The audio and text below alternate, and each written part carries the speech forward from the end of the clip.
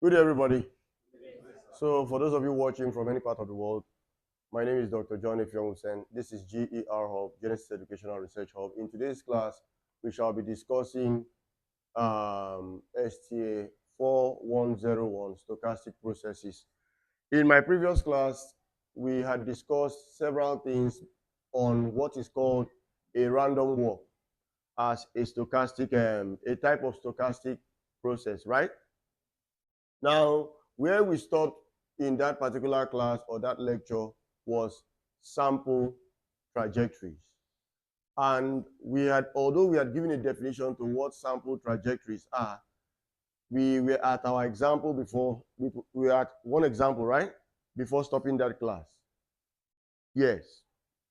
But we didn't document. We did not document. Is it clear? So I would want to begin this class from that point.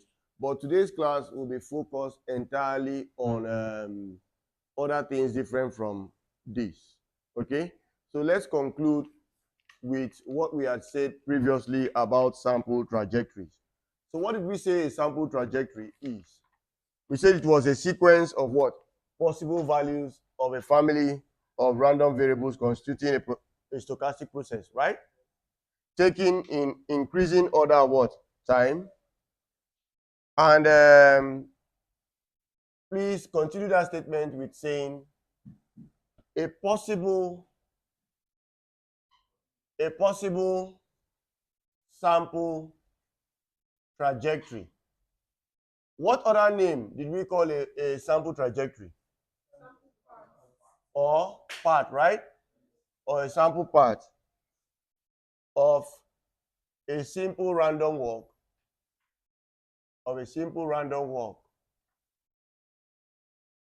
Maybe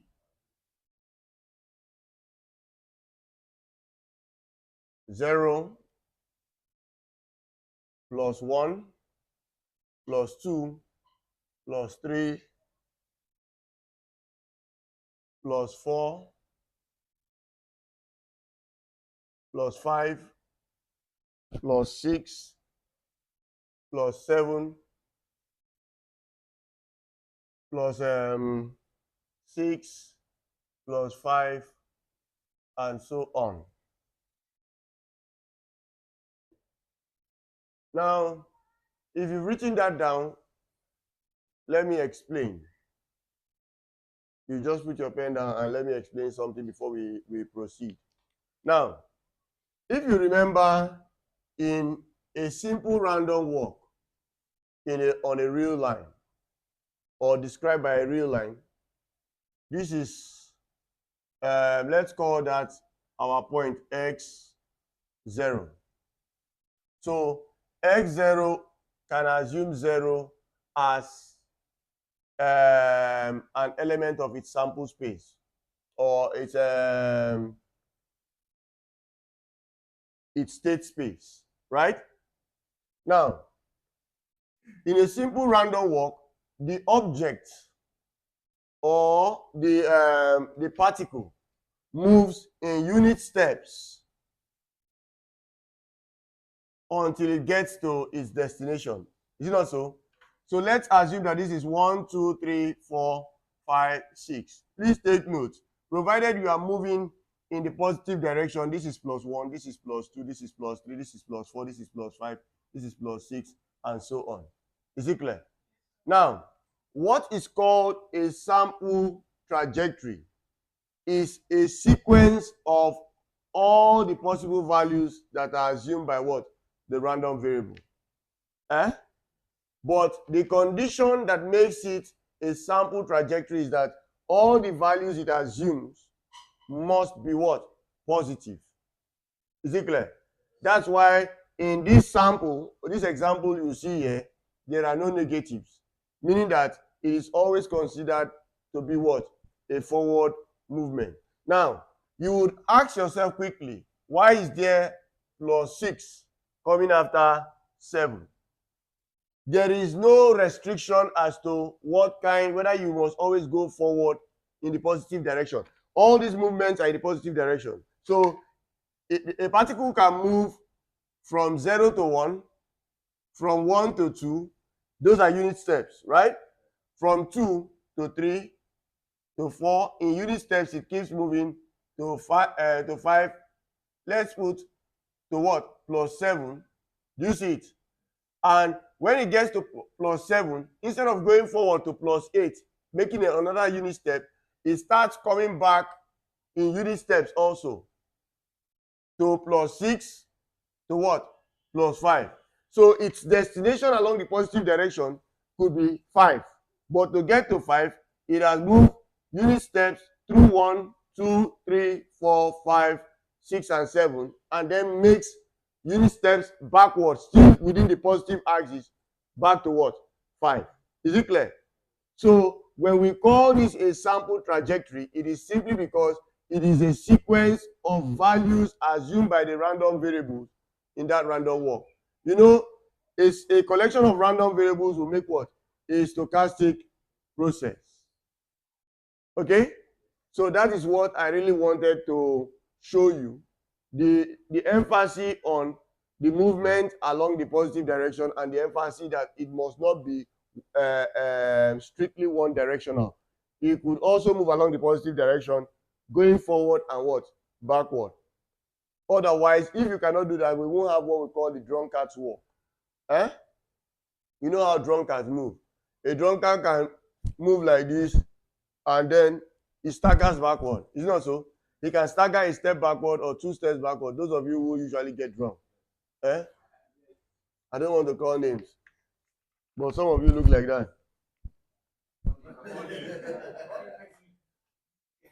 Okay. I don't want to call.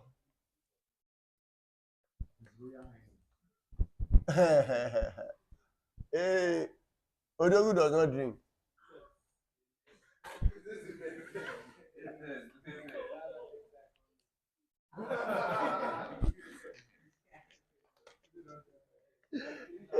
Eh? I didn't know writing it. I thought when you finish writing. I said when you finish writing.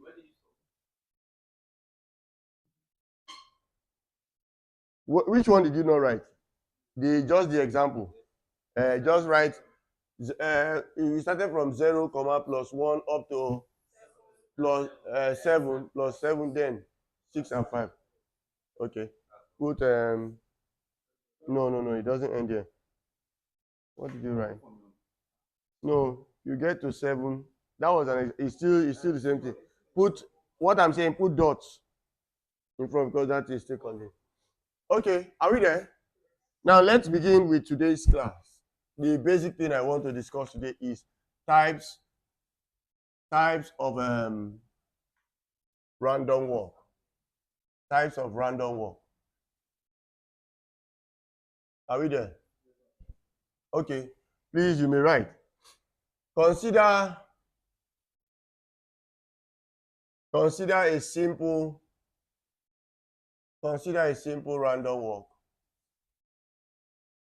Consider a simple random walk in which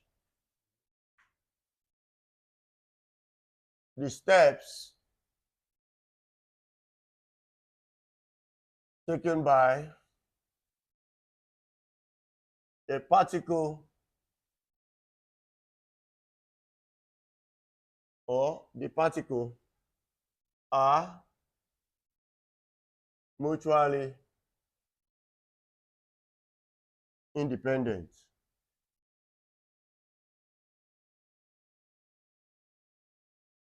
Are mutually independent random variables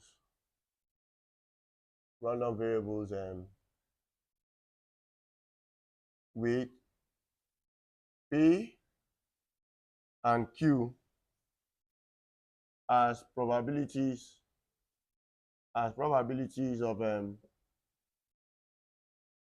of movement. As probabilities of movement to the right and left, respectively. Full stop.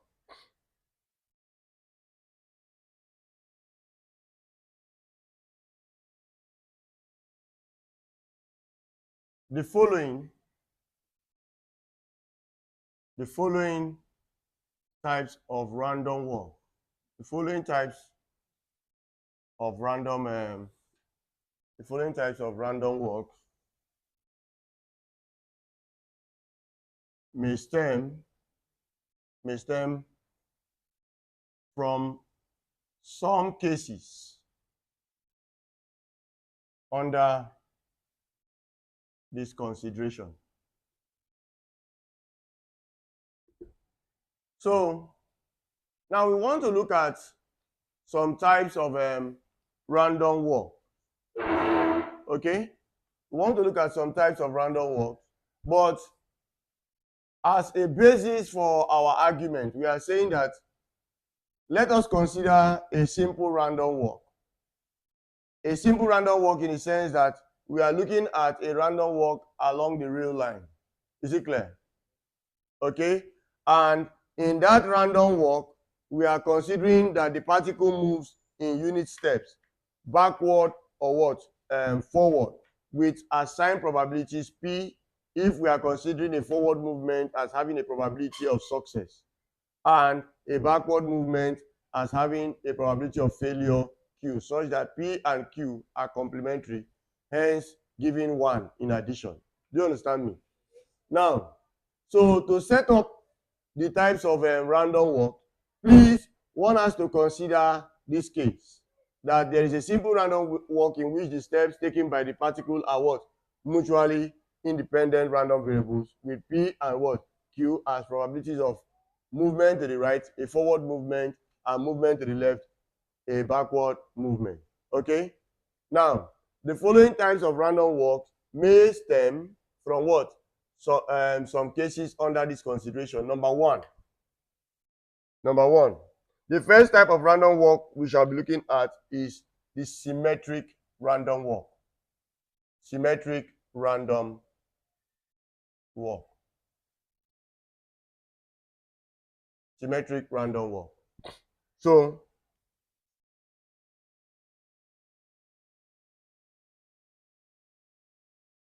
if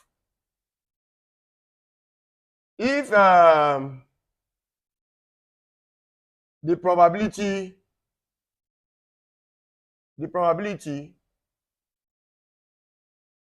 of the particle, moving to the right, that is P, is equal to the probability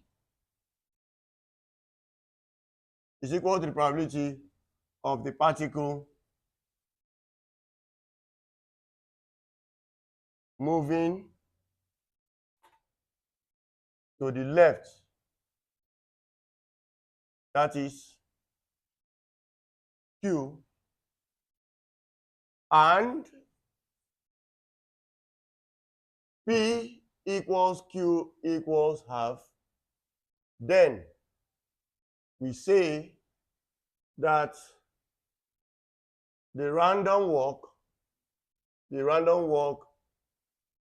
is a symmetric random walk. Is a symmetric random walk. Okay? We say that the random walk is what? A symmetric random walk. So if you were asked, under what condition will a simple random walk be symmetric? It is if the probability of a forward movement is what? P, and equal to what? Half, which is the same as the probability of what? A backward movement. Is it clear? So once that happens, that the probability of success equals the probability of failure, and both of them are equal to what? Half. What kind of probability is that? What does that mean? In the language of probability, what do we say for that event? Thank you. They are equiprobable, meaning that it is 50-50, the movement forward or what? Backward. So in that case, the particle is likely to move forward as it is likely to move what? Backward. Is it clear? Okay.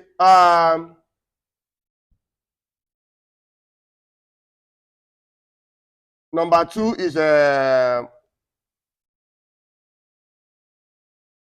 unrestricted random walk. Number 2, unrestricted random walk. Unrestricted random walk. I hope you follow what I'm saying. Good. So,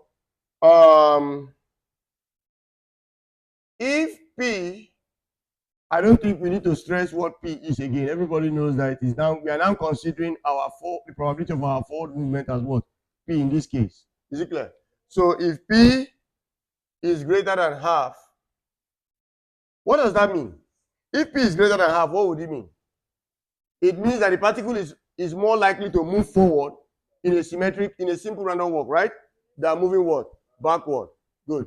So if P is greater than half, there is a drift to the right. There is a drift to the right.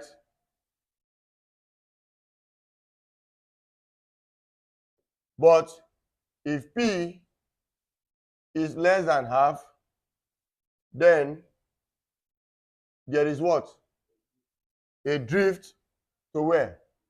To the left. A drift to the left. If in addition,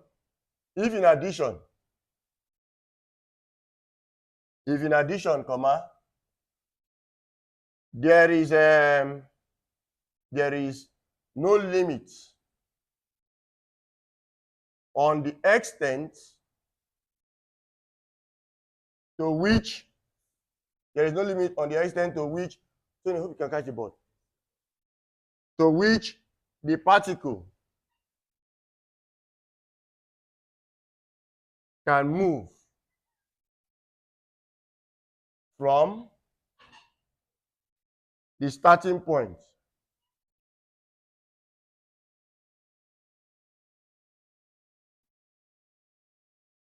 the random walk is said to be unrestricted. You see it? So if the particle moves in unit steps, it keeps moving forward in unit steps with probability of course greater than half, whether forward or backward movement. If it moves in any direction in such a way that there is no limit, it keeps moving in unit steps forward, or it keeps moving in unit steps backward with no movement restriction, then we say that kind of random walk is what? Unrestricted. Is it clear? Now, moving forward continuously without any restriction, of course, means that the probability of a forward movement is certainly greater than half. Now, moving backward also with what? What do you call it? Moving backward also would imply that should this be P or Q? It's still the same thing. So moving backward also without any restriction to its motion would also amount to what? An unrestricted random walk, provided it moves, simple random walk, provided it moves in what? In unit steps. Is it clear? Now, let's go to number 3.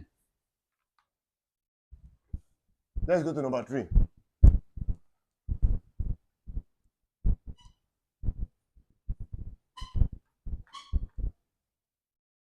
Are you done writing this?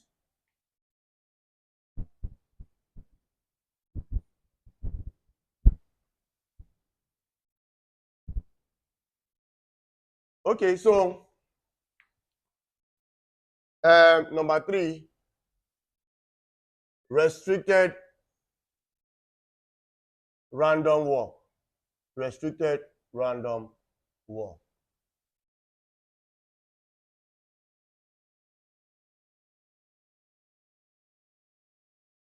If P is greater than half or P is less than half for the forward or backward drifting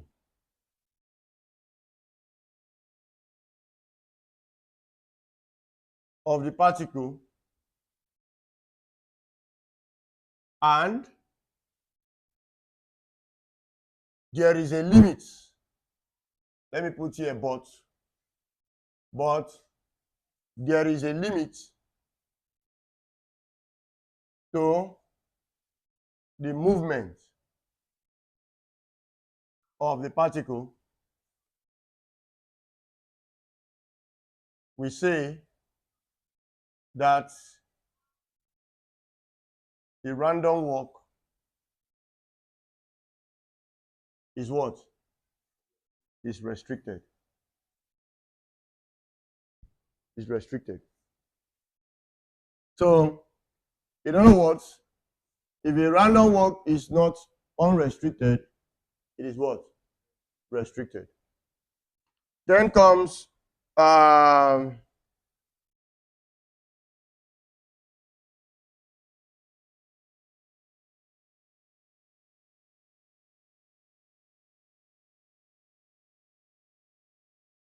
okay, so can I still under this, can I wipe this one off? Okay, so let's now see some ideas under restricted and unrestricted random walk. So these are not particularly types of random walk. Now, if I give you a ball now, if I give you a ball and tell you to roll a ball through these tiles, such that if the ground is, one way to even know that the ground is level is that if that ball rolls, it will roll to where that ground is balanced. I will stop moving. But if this ground is slopy, that ball will keep rolling until it meets what you can refer to as a restriction or a barrier. Is it clear? Even though in the absence of that barrier, that ball will keep rolling.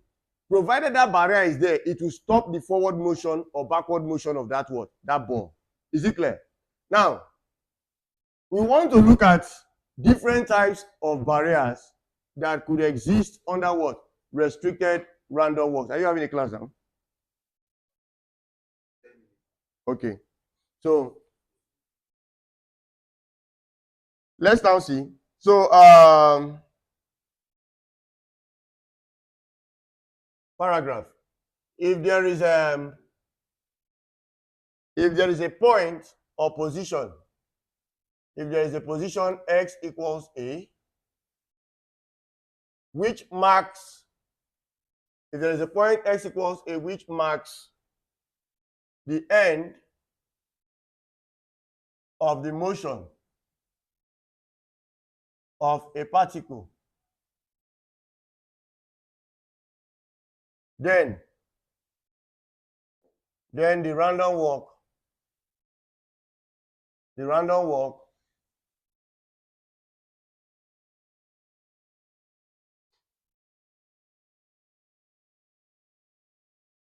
is restricted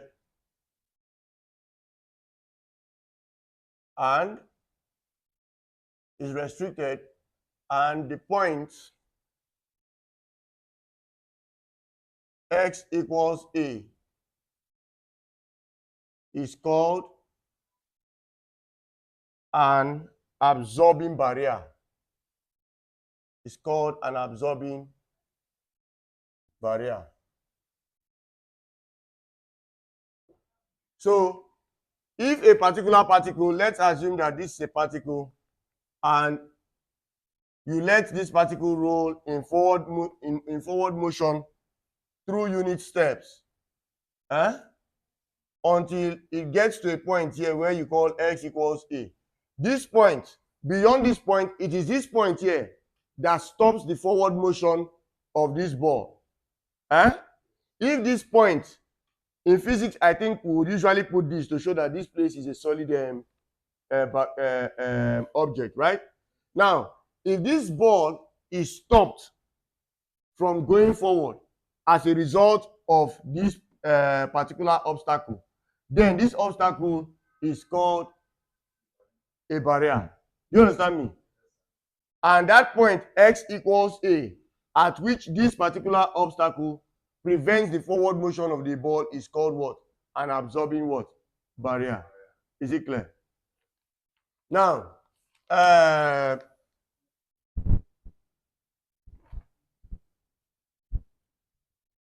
who are you to have a class with now? Is he in school? Hmm? Hey, you see when somebody gives you an opportunity to lie and you lie? Eh? When did he come? Which office? The same office I went to that is locked, that the secretary says he's not in school. Okay. He's not. I asked Bright. Bright says he's not in school. Okay, no problem. So now a random walk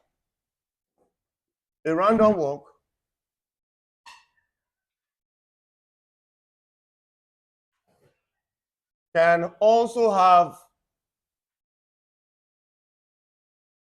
a reflecting barrier.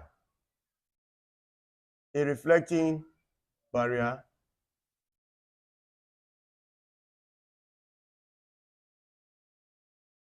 also called a retaining barrier.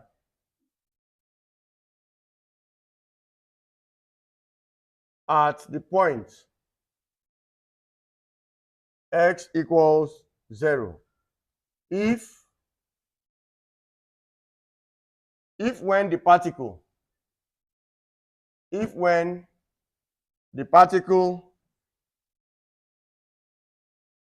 starts at if when the particle starts at the point x equals 1, it is possible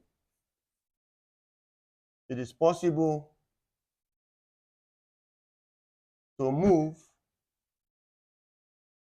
to a point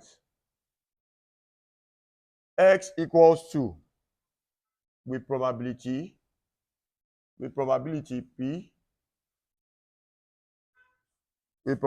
p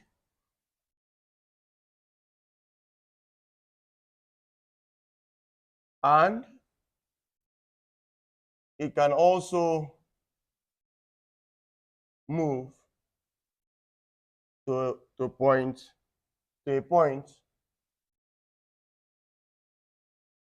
x equals 0 with probability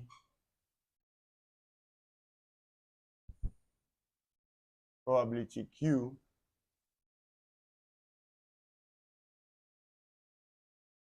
but once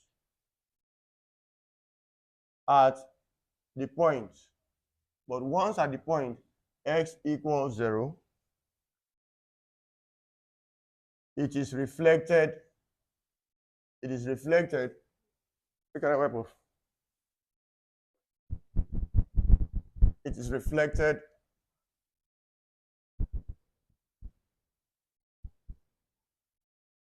but once at the point x equals 0, it is reflected back to the point x equals 1. So there is another type of barrier called the reflecting barrier or the retaining barrier. So let's see a quick illustration now. Let's assume that this is 0, 1, 2, 3, 4. This is -1, -2, and so on. Now, a random walk can have a reflecting barrier, also called a retaining barrier, at the point what? X equals 0. So let's call this point. Under what condition? If when it moves, if when the particle starts at what? X equals 1. So let's assume that there is a particle here at x equals 1. It can move in unit step to what? X equals 2 with a probability P, whatsoever the probability is, and it can also move to a point. That is, if this x equals 0, it's a reflecting barrier. The particle can start moving from x equals 1 to 2 with a probability P, or it can move from x equals 1 to what? X equals 0 with a probability what? Q. But something happens. Once at the point you call, if it moves whether from 1 to 2 or from 1 to 0 with those probabilities, once it gets to what? 0, it is reflected back to where it started from. Do you understand me? The same thing that happens with what do you call it, the table tennis movement. When you, why it is even called ping pong. If it is a reflecting barrier, then it means that that point it hits will take it back to the original point it started. So start from 1, move forward by 1 unit to what? To 2 with the probability P, or start from 1, move to what? Q by 1 unit. You will come back to what? 1. That barrier x equals 0 is called what? A reflecting or retaining what? Barrier. Now, let's look at the next one. Paragraph. Let's look at the next one as the last one. However,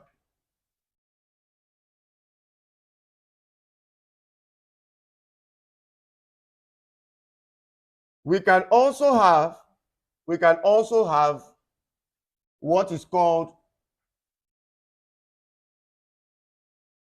an elastic barrier. We can also have what is called an elastic barrier at x equals 0. If starting at x equals 1, the particle, if starting at x equals 1, the particle can move to x equals 2 with probability P,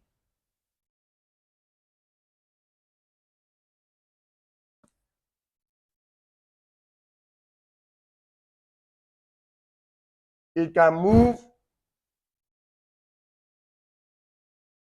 to 0 with probability what? The probability Q. It can move, yes, to x equals 0 or 0. It can move to x equals 0 or to 0 with probability what? Q. I hope you know what I put this for. Why did I put this colon? The semicolon replaces a conjunction. I hope you know that. So what I'm saying in essence is, however, if we can also have what is called an elastic barrier at x equals 0. And under what condition would the obstacle at x equals 0 become an elastic barrier? If starting at x equals 1, the particle can move to what? X equals 2 with probability 4, probability P, or backward to x equals 0 with probability what? Q. Okay? But that is not what makes it what? Elastic. Let's see. So, and when, please can I wipe that off?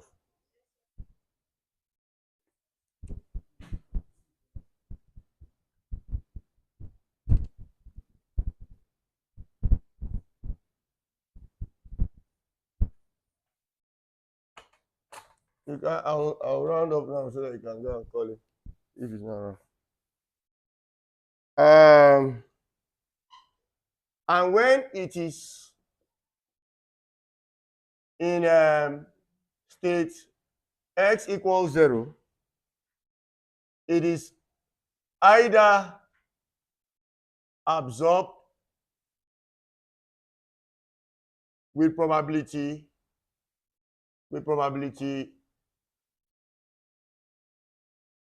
1 minus delta Q, or reflected back to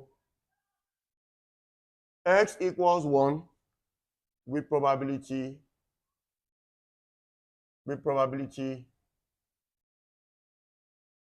delta q. At the end of the day, the sum of those two probabilities should give you what? Q. Okay, so lastly, put this down. A random walk can also be described as a Markov chain.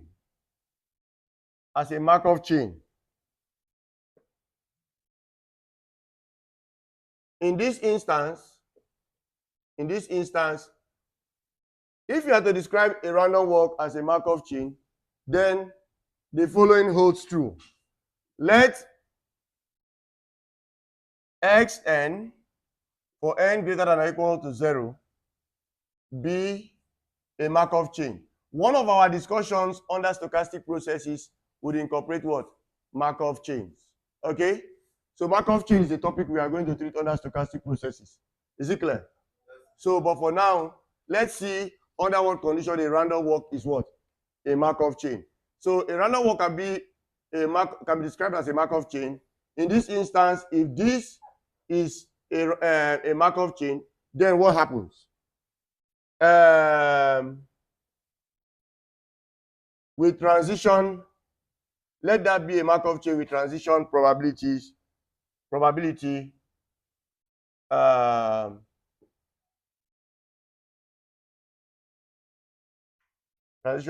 matrix P equals the set of all transition probabilities Pij.